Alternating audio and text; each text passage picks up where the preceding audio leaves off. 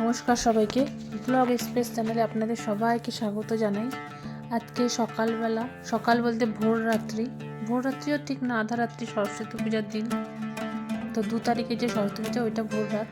তো দেখলেনি আগেরটাতে আমরা খাওয়া দাওয়া করছিলাম, বললাম কাজ আছে বলতে এটাই যে আমাদের অঞ্জলি দেওয়ার পরে যারা উপবাস করে অঞ্জলি দেয় সবার জন্য আমাদের এখানে একটু খাবার ব্যবস্থা হয়। তো সেটারই জোগাড়জান্তি করা, রান্না করে রাখা, কারণ কালকে তো হবে না।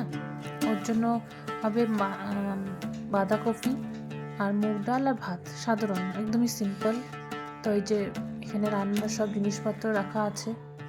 এখন বাজে ওই 12:30 একটা হবে। তো ওই যে দিবাকর রান্না করবে বলে রেডি হয়ে গেছে। আর এই যে ডালটা ভাজছেও, মুগ ডালটা তো ফুটতে একটু টাইম লাগবে, তাই জন্য আমরা একটু বেরোলাম ওই রাত্রেবেলা। এখন ওই 3টা মতো বাজে, 2:30-3টা বাজে। তো আমরা সবাই মিলে বেরোলাম। আমাদের পাড়ায় যে ঠাকুরগুলো আছে তো ওগুলো একটু ভাবলাম দেখে আসি, বসে থেকে কি করব। তো বসে থেকে লাভ নেই। তো এখানে আমাদের পাড়াতে 2-3টা গলি পরেই একটা দেখছি 12 ফুটের বলে প্রতিমা, তো ওটাকেই যাব দেখতে।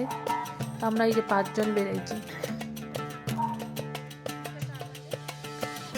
আর এই যে ফার্স্ট এটাতে আসলাম, এটা খুব ভালো লাগলো, লাইটিংটা খুব সুন্দর।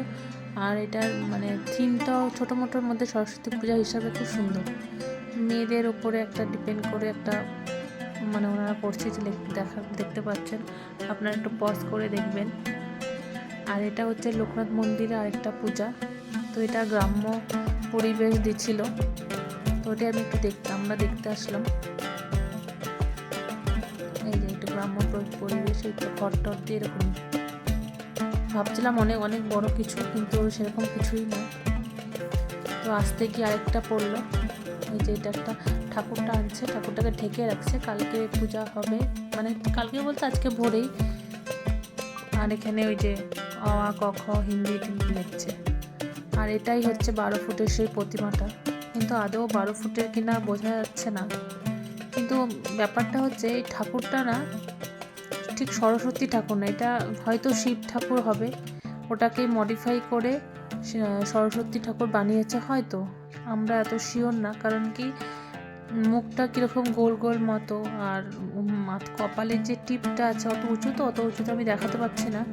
তো কপালে যে টিপটা আছে, ওই টিপটার ওখানে যে শিব ঠাকুরের যে ত্রিনয়নটা হয় ওটার উপরে একটা টিপ বসিয়ে দেওয়া মনে হচ্ছিল।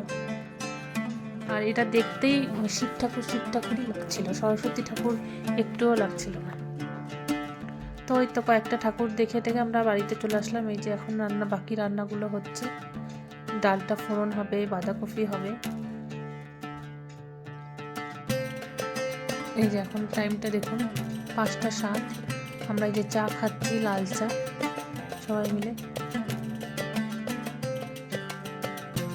আর এই যে বাঁধাকপিটা অলমোস্ট, ডাল তো হয়েই গেছে আগে, আর বাঁধাকপিটা অলমোস্ট হয়ে আসছে। আর ভাতটা করবো কালকে বলতে ওই কালকেই আসছে বারবার করে, কিন্তু কালকে না, অ্যাকচুয়ালি পূজা সকালবেলা ভোরবেলা। এই যে এখন 6টা 6:15 মতো বাজে, অলমোস্ট পরিষ্কার আকাশ, এই যে দেখতেই পাচ্ছেন। আর একটু সরস্বতী পূজার যে একটুখানি আপনাদের ঝলক দিয়ে রাখি, আমি অবশ্যই ভিডিওতে দিব। তো ফার্স্ট একটু ঝলকটা আপনাদের দিয়ে রাখি সরস্বতী পূজার। নেক্সট পার্টে আমি পুরো ভিডিওটা অবশ্যই দিব, তো জাস্ট একটু দেখিয়ে রাখি। আর ভিডিওটা ভালো লাগলে লাইক, কমেন্ট, শেয়ার এবং সাবস্ক্রাইব অবশ্যই করবেন। দেখা হবে অন্য একটি ব্লগে। আজ তাহলে আসি, সবাই ভালো থাকবেন, সাবধানে থাকবেন।